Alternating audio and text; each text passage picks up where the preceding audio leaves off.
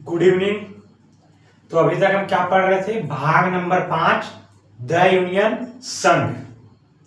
The union संघ में हम क्या कर रहे थे? उपराष्ट्रपति, वाइस प्रेसिडेंट। तो वाइस प्रेसिडेंट में पिछले क्लास में हमने निर्वाचन को पूरी तरीके से समझ लिया था कि उपराष्ट्रपति का कैसे निर्वाचन होता है। और हमने पिछली क्लासेस में क्या क्या पढ़ा है एक बार उसको हम रिकॉल कर लेते हैं, उसके बाद हम आगे बढ़ेंगे, एक एक करके चीजों को समझेंगे। एक बार रिकॉल कर लेते हैं। पहले तो मैंने 22 भाग बताया था, उसमें पहला भाग क्या है? संघ और राज्य क्षेत्र, यूनियन एंड इट्स टेरिटरी। भाग नंबर 2, सिटीजनशिप, नागरिकता। भाग नंबर 3, फंडामेंटल राइट, मूल अधिकार। भाग नंबर 4 में हमने क्या देखा? राज्य के नीति निर्देशक तत्व। ये चारों भाग हमने पूरी तरीके से कंप्लीट कर लिए थे, समझ लिए थे और सीख लिए थे। और हम भाग 5 पढ़ रहे थे, क्या? द यूनियन संघ। और भाग 5 में हमने राष्ट्रपति को पूरी तरीके से कंप्लीट कर दिया था और हम उपराष्ट्रपति की ओर बढ़ गए थे। तो उपराष्ट्रपति में मैंने आपको पिछले क्लास में एक ट्रिक बताया था और उसमें उसके माध्यम से हम एक एक आर्टिकल को समझ रहे थे, जिसमें पिछले क्लास में हमने उपराष्ट्रपति का निर्वाचन को पूरी तरीके से कंप्लीट कर दिया था।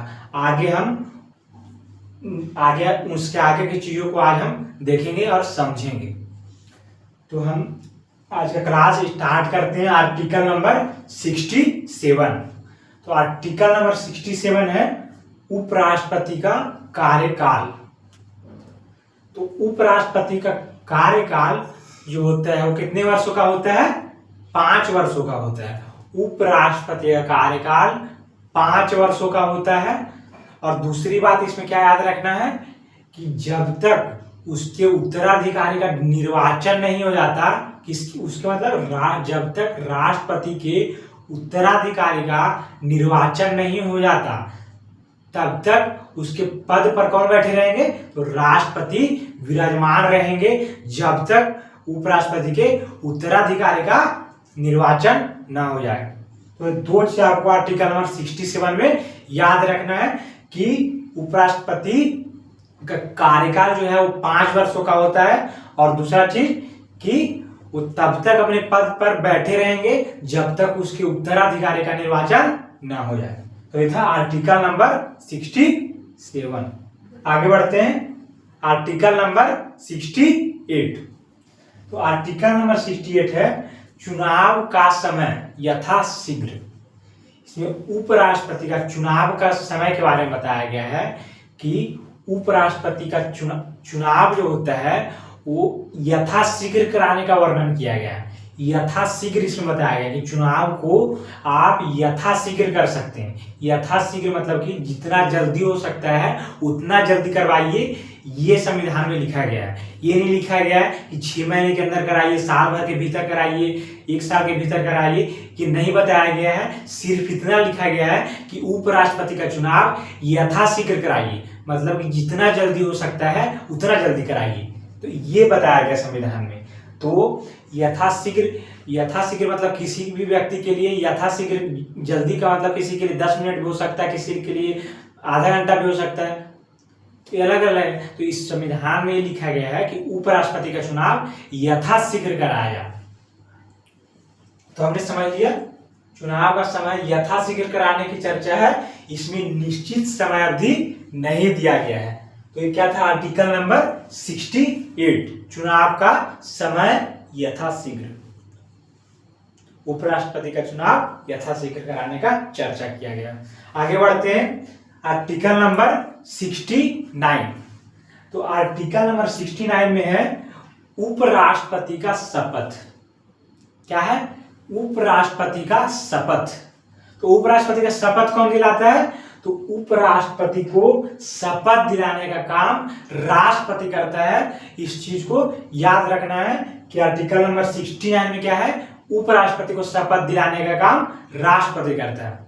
तो ये हमने आर्टिकल नंबर 69 को समझ लिया। आगे बढ़ते हैं आर्टिकल नंबर 70, आर्टिकल 70।